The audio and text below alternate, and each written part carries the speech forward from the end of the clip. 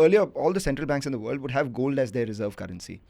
Now, according to this system, all the central banks around the world would have dollar as their reserve currency, and gold would be with the United States, right? So all the currency that is there in the world is backed by some of their forex reserves. How do countries build up their foreign exchange reserves? They will have to sell goods to the US, right? Now, if you have to sell goods to the US and get dollars, US has to be the consumer. Right. And if US has to be the consumer, you have to sell goods to the US. You have to sell it to them at a much lower price than what they would be buying it in the US itself. And that was basically the price that US had to pay for the dollar to be the reserve currency of the world. So for instance, if China had to manufacture things, they would sell it to the US. US would in turn give them dollars.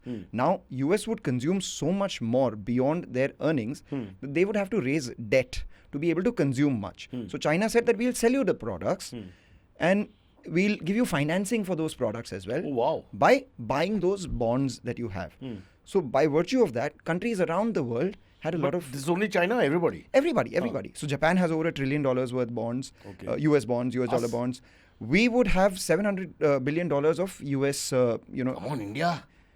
Trillion tak jana padega yaar. Trillion tak jana padega, but 3-4 saal pehle we had only 300. So that we've doubled, we've done well. So government friendly, brother.